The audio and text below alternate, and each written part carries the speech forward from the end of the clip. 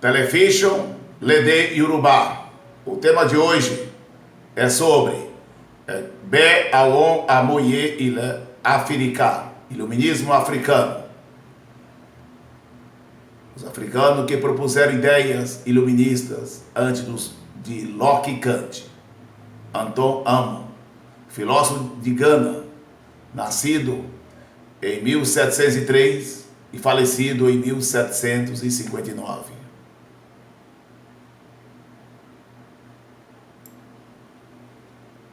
Anton Amo, trazido para a Europa, tornou-se um filósofo e um professor respeitado nas universidades da Alemanha.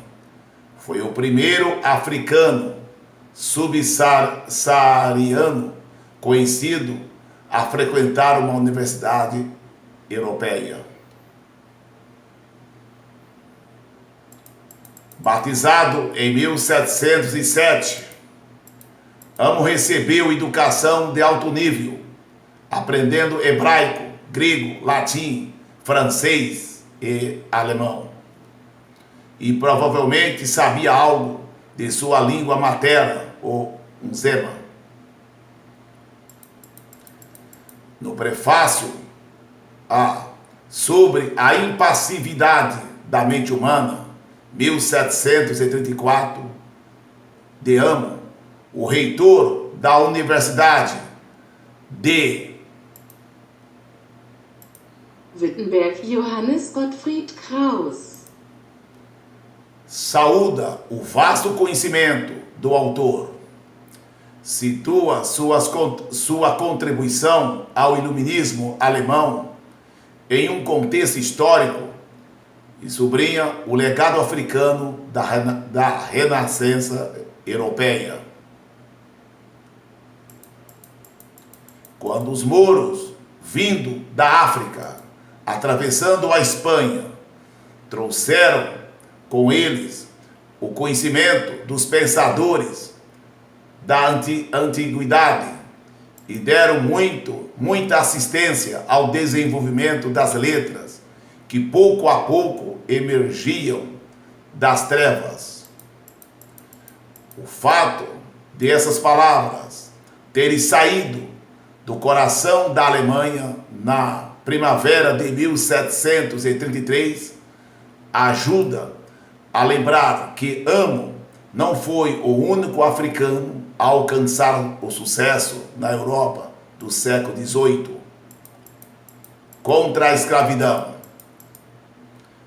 Em sua tese, Amo escreveu que havia outras teologias além da cristã, incluindo entre elas a dos turcos e a dos pagãos.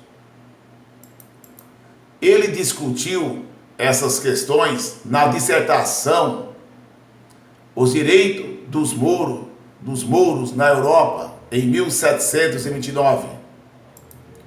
O trabalho não pode ser encontrado hoje, mas no jornal semanal de Halle, de novembro de 1729, há um artigo curto sobre o debate público de Amo.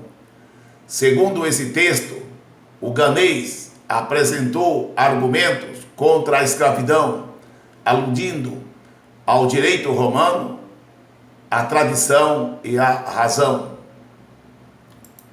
Será que Amo promoveu a primeira disputa legal da Europa contra a escravidão? Podemos, pelo menos, enxergar um argumento iluminista em favor do sufrágio universal, como o que Jacob propusera 100 anos antes. Mas essas visões não discriminatórias parecem ter passado despercebidas pelos pensadores principais do iluminismo do século XVIII. Corpo e mente. A filosofia de Amo é mais teórica que a de Jacob, mas as duas compartilham uma visão iluminista da razão, tratando todos os humanos como iguais. Seu trabalho é profundamente engajado com as questões da época, como se vê em seu livro mais conhecido sobre a impassividade da mente humana, construído com um método de dedução lógica,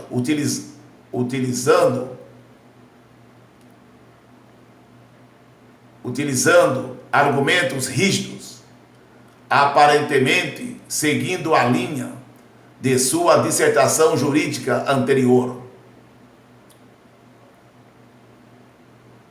Aqui ele trata do dualismo cartesiano, a ideia de que existe uma diferença absoluta de substância entre a mente e o corpo. Em alguns momentos, Amo parece se opor a Descartes, como observa o filósofo contemporâneo, quase o Heredu. Ele argumenta que Amo se opôs ao dualismo cartesiano entre mente e corpo, favorecendo, em vez disso, a metafísica dos Akan e o idioma Unzema de sua primeira infância, segundo os quais sentimos a dor com nossa carne e não com a mente. Ao mesmo tempo, Amo diz que vai tanto defender quanto atacar a visão de Descartes, de que a alma, a mente, é capaz de agir e sofrer junto com o corpo. Ele escreve, em resposta a essas palavras, pedindo cautela, e discordamos.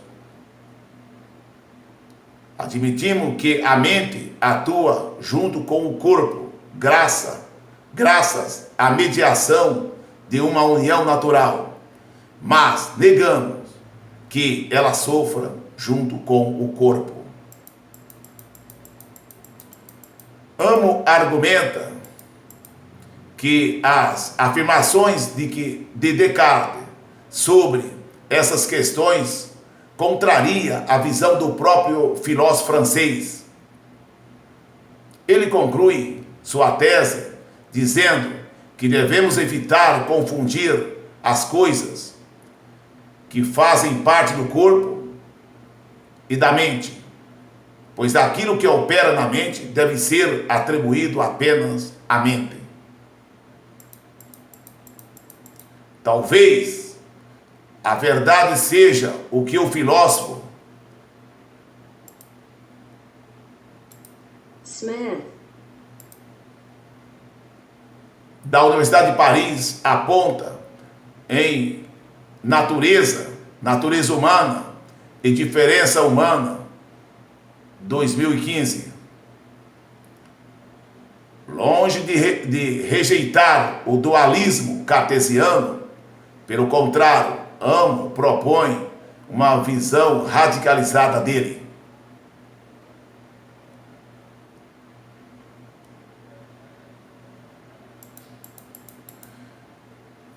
Mas será possível que tanto o Heredu quanto Smith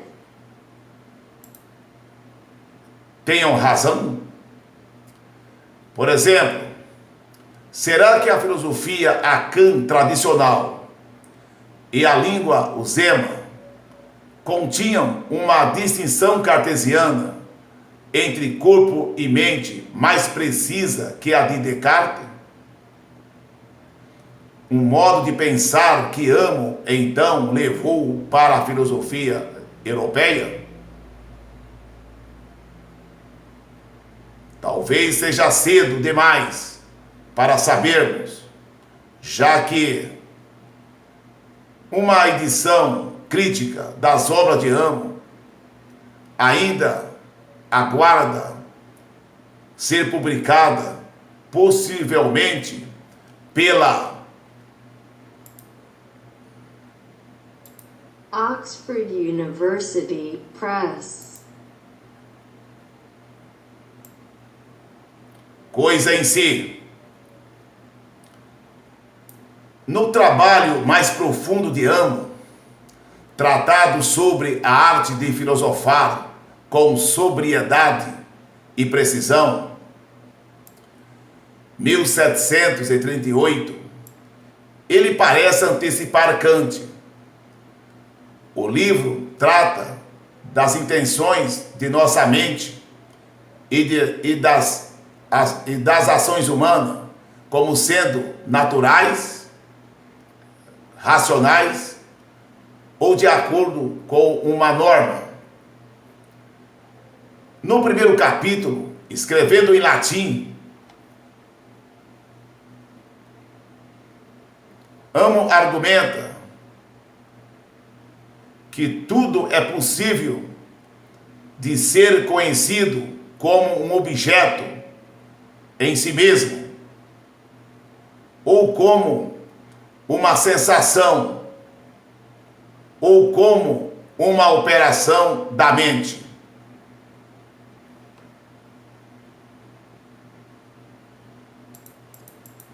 Ele desenvolve em seguida, dizendo que a cognição ocorre com a coisa em si, e afirmando: o aprendizado real é a cognição das coisas em si, e assim tem sua base na certeza da coisa conhecida.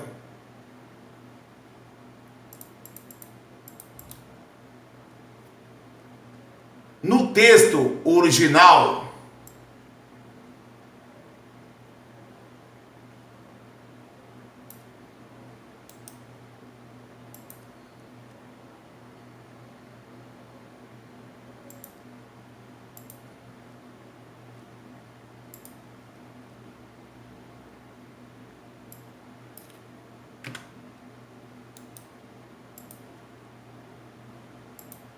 Omne cognoscibileam tres ipsa.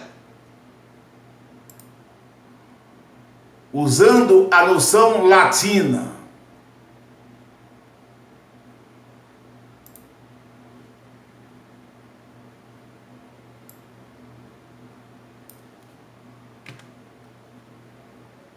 Res ipsa. como coisa em si,